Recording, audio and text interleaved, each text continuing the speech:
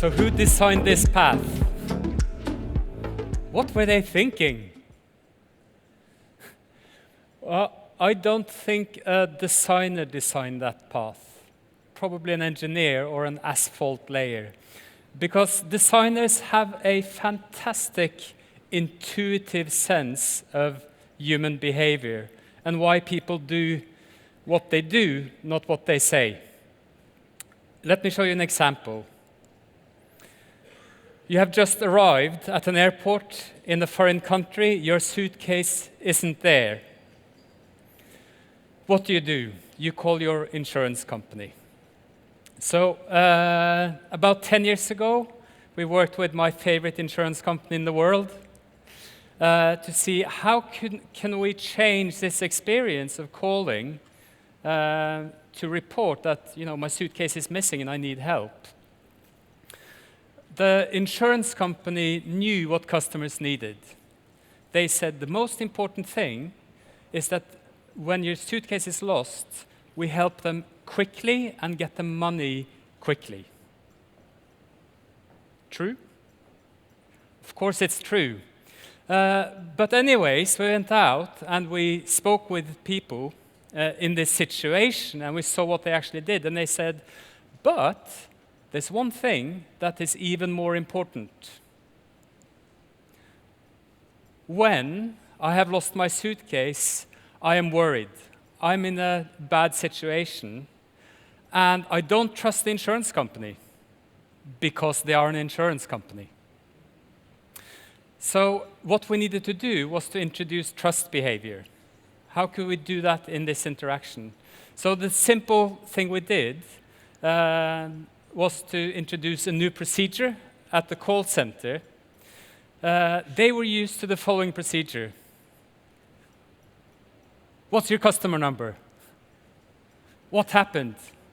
We'll get you paid. But of course, the most experienced people there said, we never follow that procedure. We spend a few minutes listening to the customer to understand what they feel like, and then we go into the procedure. So we introduced this simple thing. They started asking right away, not what's your customer number? What happened? They said, how are you doing now? Can you still have a nice holiday? Can you get your kids to school if your car needs to be repaired? And the effect was extremely interesting.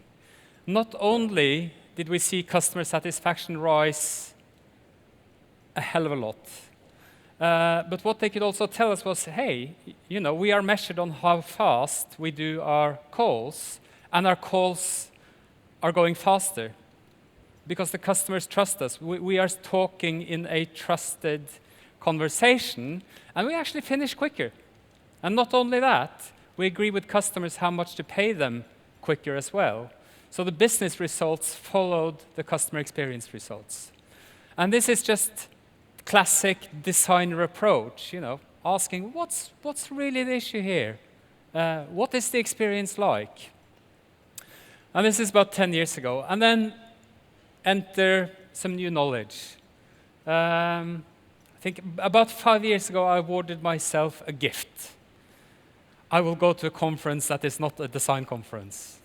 I'll go to the biggest behavioral economics conference in the world called Behavioral Insights. And I was shocked at what I saw.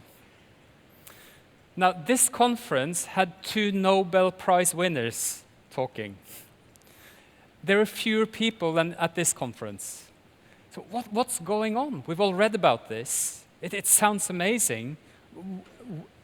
Aren't there more people interested in this? And I realized it's an incredibly academic field. People haven't really worked on how do we turn this knowledge into practice.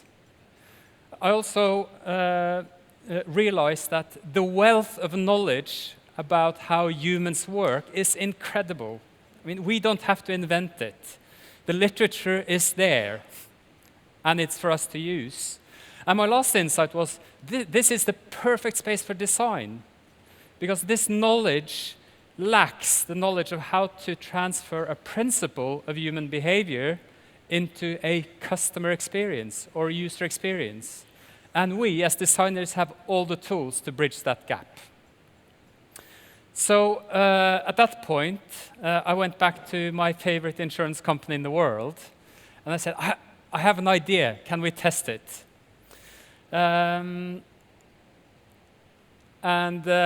This is a known situation for all insurance companies. In Europe, they estimate the average fraud in insurance is about 10 to 15%. It means they lose money for people who actually claim the wrong thing, try to cheat the system. The interesting thing is that people that do this are not criminals. They are not cynical, determined people out there to steal. Most of them are people like me and you, who for some reason, in that particular situation, find it okay to cheat a little bit. And because we are humans, our mind works in this way. If we're too lazy, to be honest, our mind doesn't focus on, pull yourself together and be honest now. It immediately starts justifying why it's okay that you do what you do. Oh, they are so big and I am so small. Oh, I've paid my insurance for 10 years, never had an accident, so if I get a little bit more, that's fine. This is a principle called cognitive dissonance. If for some reason we do something that's contrary to our morals and our own self-understanding, our mind tries to fix it rather than addressing the real problem. Am I being honest? So the tack we took was, and this is the context of digitalization. Can we digitalize reporting a claim or a damage, etc.? And in the industry, it's like the default way to go is what kind of technology can we introduce to catch the crooks? What kind of processes can we have in there to reveal when something fishy is going on, etc.? So that's kind of the mindset. But I think that the designer's mindset is more like that. Can we make our customers more honest? The interesting thing about it is that making customers more honest is super cheap. You don't have to build any technology. You don't have to build any new processes or systems. You can simply have a different dialogue with your customers. So we worked with an insurance company and some researchers at the School of Economics that are experts. And we did a lot of work in looking at what is this fraud behavior and what are the principles by which we can help customers be what they really want to be, which usually is honest. And these are some of the problems, some of the principles we looked at. Social norms. People like you are usually very honest. That will drive us to think, I want to be like people around me, so I'll be honest too. Now, the third one there is a funny one. It is something they already tested with tax in England. Have you reported your tax properly? And the way you do it, or you did it, was you write up, this is how much I've earned this year. And then you write, this is my fortune, this is how much I own. And then you sign in the end, I promise I've reported everything and that I haven't lied. So they made this experiment. They took the signature line up to the top. I promise that I will report everything and that I will be honest. Funnily enough, people started reporting up to 5% more, simply because they had been primed to think about, are you an honest person or not? So we tested this in insurance. This is a claims form for how to report a new claim. And we looked at where can we introduce some differences. And we tested introducing a new step. Any UX designers in here? Yeah? Bad, introducing more steps. No, actually, in this case, we wanted to try to introduce more steps. And then we changed some of the wording, some of the visuals, to try to nudge people to become as honest as possible. And we used our old knowledge. We moved the signature to the top of the form, and we took in this insight we had about how to build a trusted relationship. This is how you start. We know something bad has happened to you. You are one of our customers. We trust you. Do you think it made a difference? Yeah. It did. But this is also where the difference between design and design is understanding human behavior, and a proper behavioral scientist is different. In order to know if this works, you actually need to do the analysis. So we did this kind of analysis. Who's had this nudge and the other nudge, and both in combination, etc. Who's been in twice? Who actually stopped in the middle and made a call? We need clean numbers. But in the end, we figured out on top, we had somewhere between 60 and 70% had clean enough numbers for us to analyze them.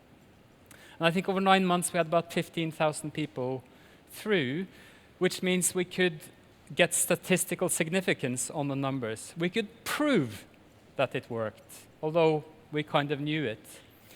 I can't tell you the exact numbers, unfortunately, but it turns out that some customer groups have many 100 kroners less in their suitcase if they have this kind of experience. And when you're a big insurance company, that's got a lot of zeros behind it. So here's kind of my insight from that conference.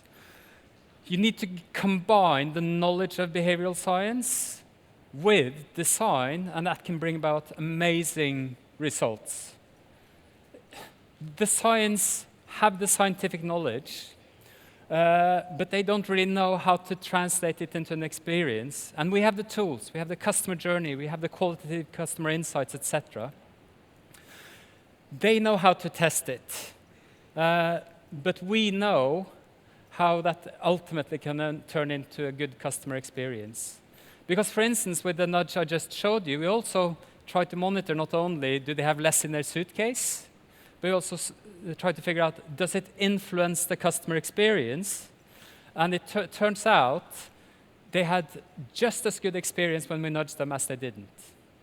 In actual fact, the numbers seem to tell us that people didn't even see that it happened to them.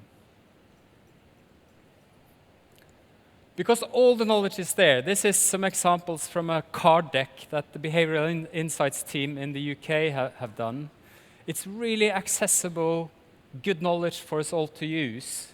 That lists the principles. So scarcity. We are more attracted to goods if we believe the supply is limited. One left, come and buy it. Sail over in 10 minutes, etc. But all these things are really well documented. It's for us to just go out and get it. But I would recommend not just take the one line, try to understand the science behind it, because things can go wrong if you don't understand the science behind it. And it's super fascinating. Now, I thought I'd show you another example of experience and knowledge. This is about pain. Is pain a statistical fact, or is it an experience? What I'm going to talk about here is a principle called the peak end rule. Our experience of things, in retrospect, are mostly formed and influenced by two things. It's the peak of your experience, and it's how the experience ends. And they try to investigate this looking at doctors and patients performing colonoscopy. Colonoscopy is a rectal examination.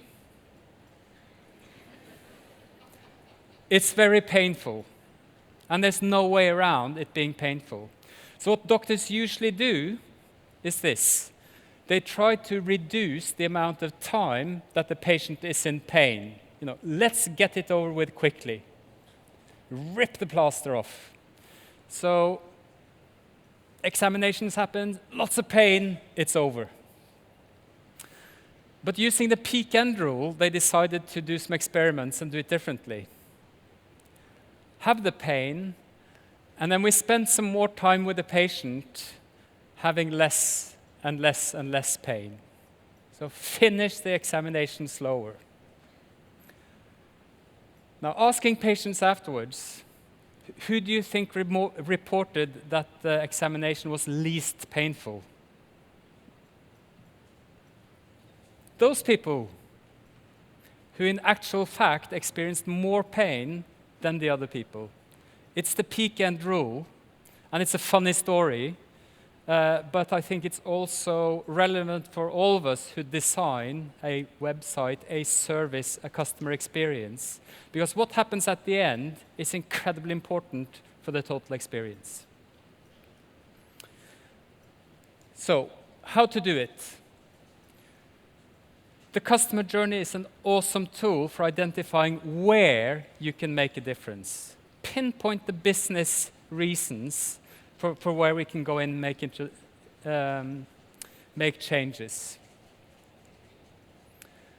Dig into the principles, try to understand the theory behind it, and find out what to use where. There's a wealth of knowledge there on everything from pain to cheating to lying to channel use. It's all there.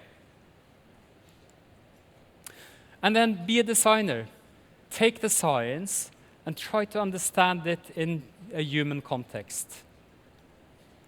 Because then you can go in and use your design tools again and design the nudges as part of a full experience. And using the journey approach, you can actually start stacking these principles up to have an even bigger result. And pilot, measure, evaluate, improve, but use the numbers and use the statistics. Am I right that my time is out? Because I have an awesome example. You can tell your awesome example. Yeah? I'll do it quickly. Do any of you know? Okay, cool. Do any of you know someone who's been fined on the subway, tram, or train? Good. How many of that person was you?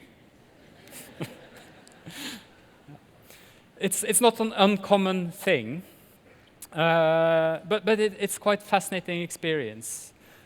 Cognitive dissonance. There's a difference between who you perceive yourself as and what you're actually doing. When you get caught without a ticket, suddenly you are treated like a criminal. Extremely uncomfortable experience. Our mind starts working, and it starts working on two things. It's not my fault. It's the machine's fault. Or it's the battery's fault. Or it's my child's fault. And the other thing is, I'm being treated like a criminal. I need to punish them back. So a couple of years ago, we worked with V, because they saw that they got a lot of complaints from people who had gotten fined. Punishment behavior really irritated people who wanted to complain about their fine. And if I could get some help now and switch to the browser. So what we did, we worked with them to see how can we reduce the amount of complaints that just create noise. They create terrible experience for the customer. They create enormous amounts of meaningless work, etc. So we used quite a few of the tricks from the book. First of all, acknowledge that you are not a criminal. We know this; it can feel really unfair to be fined, and we understand. Just lower it down. What we know is people need time now. The process here is I need time to balance the fact that I haven't paid my ticket with the fact that I believe I'm treated like a criminal. I just need the time. But the rules are as follows. If you cannot show your ticket, you get a fine. And we stop you, but now you can go on. Because these are things that you really can't complain about. But don't worry. It's people like you who are complaining about this. So rather than saying, you're fined if you don't have a battery on your mobile, saying, hey, someone didn't have battery on their mobile and they couldn't show a ticket and they got fined. So you're not alone here. You are not the only person experiencing this. If we go on, then we get to the question. So did you have a ticket? Yes or no? At this point, I have to be honest with myself. Did I have a ticket or didn't I? No. But still, I want to empty myself. So we have a field for that. It probably wasn't your fault, so tell us what happened. And it was probably our fault, so we'll try to learn from it and make it better. And at that point, we get to the end of it. So what do you want to do? Have you understood the rules, and do you now choose not to complain, or do you still want to complain? The interesting thing here is that the amount of complaints after introducing this form fell dramatically. The other interesting thing is that the complaints they got were more justified, better reasoned. So the amount of people who complained, who got an apology and got the money back, increased. So in effect, it actually also creates a better customer experience, because it simply caters to the fact that we need to align our feeling of being a criminal with the fact that we haven't paid the ticket. So on that note, I'm going to quit. If you're really interested, we published some work with our research friends at the School of Economics. And in the end, I'd like to say thank you by asking you a question. What did you like best about my talk?